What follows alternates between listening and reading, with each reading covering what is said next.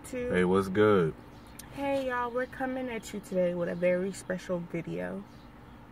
This is something that's special to us. It hits us in the heart and we're taking it to home. It's special to the TTC community as well, because this week is National Infertility Week. Right. National Infertility Awareness Week.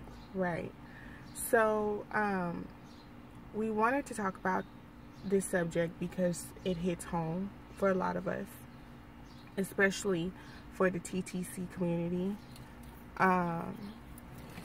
A lot of people are not aware of how many couples struggle with infertility. No, most likely if you're just getting together or a relationship starting with someone, in that type of relationship you're looking for a long haul with that individual, that other individual.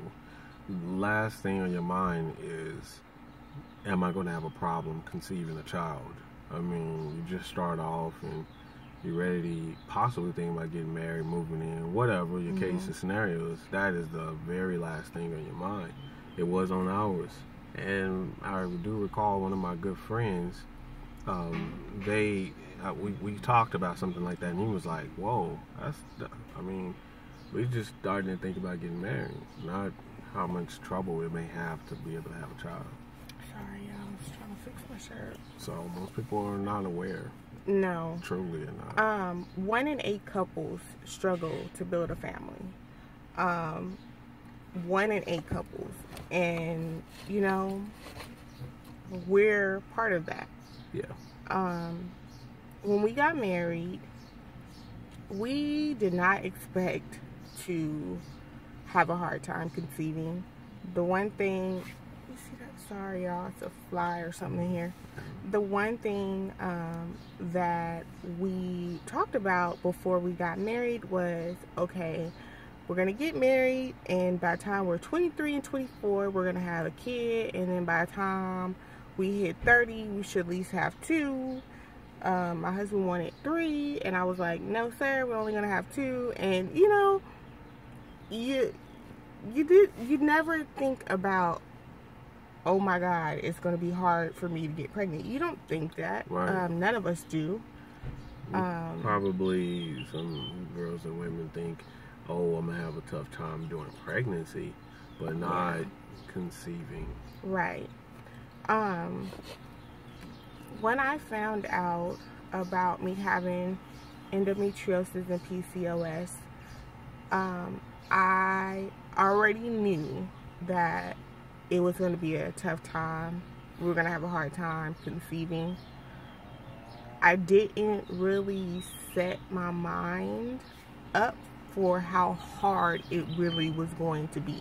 No. I knew it was going to be hard, but I didn't know it was going to be this hard. And on top of that, I did not know that so many other women were having the same issue that I was having until I started doing my research. Yeah, I was completely oblivious to it in the first place.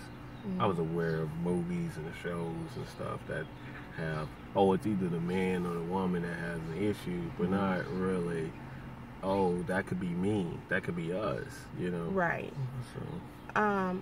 Another thing is, one thing about going through this process, I don't know about you ladies, but for me, I had an issue with, how can I not conceive? I'm a woman, that is my job, that is what God put me here to do. I'm supposed to procreate, what my husband says. It's something that I'm supposed to do, and why can't I do this? Like, I just questioned God, like, why? Why me? Why do I have to be the person to struggle to have a family? I mean, it just, when there's people out there who don't even take care of their kids, Lord, like, why me? Was the question that I was asking God. And, you know, yeah, no. My husband told me, you don't question God, babe. No matter what we go through, that's something we're not going to do. Although we have questions, I'm not saying that it's not okay to question God.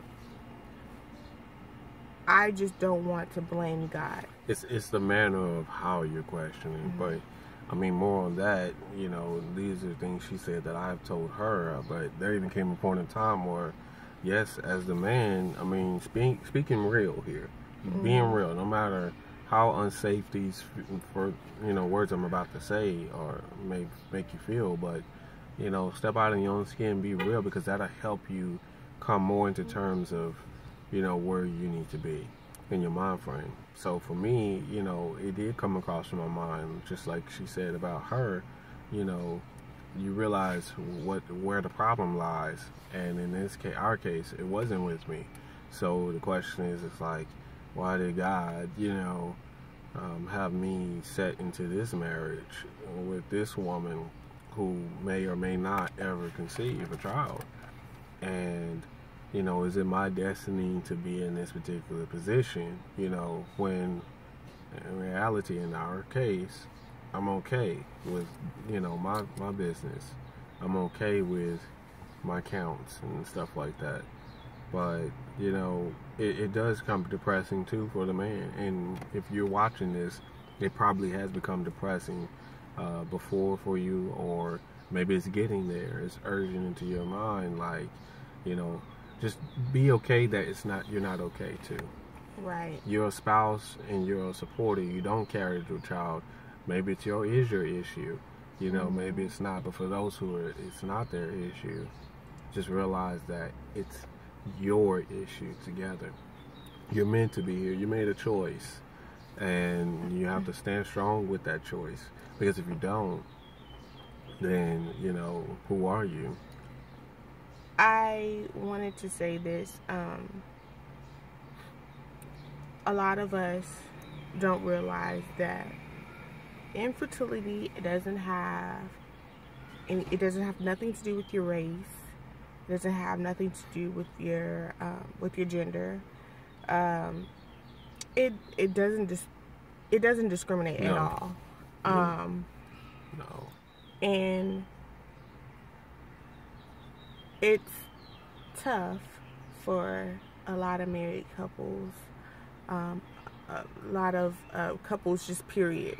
You don't even have to be married if you want to conceive. It's just really hard, and you have to have that support system behind you. You have to continue to pray and speak to God. And also another thing is congratulating others. You know, when you see that one of your sisters have conceived and have had a baby, you know, doesn't mean that you need to quit following their journey. Continue to follow them.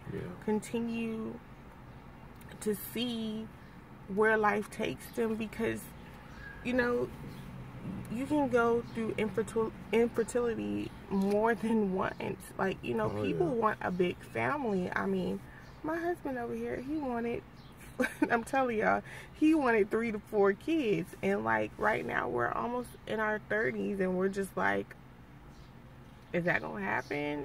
And if that happens, like, are we gonna have them back to back to back, or are we gonna be too old to keep up with them? Or are we gonna be like Janet Jackson, 50, having 1 baby? Like, you don't know. You don't know at all. And so, if you come across this video and you're not struggling with infertility, or if you are, reach out and help. You know, reach out to the communities, be supportive, learn something. Whatever you can educate yourself. I mean, more on what you were saying about those who are being need to support others because they're going through something, and when something successful happens to the other individual that they were supporting, you know, be more encouraging. Because positive vibes eat positive vibes. And share your story. Please, ladies, share your story. Whether it's in a blog, whether it's whether you write a blog or do video vlogs, or however you need to do, because you never know. You could be a blessing to somebody else. Your story could be a blessing to somebody else. It could help somebody overcome what they're going through, even if you think it doesn't. It really does.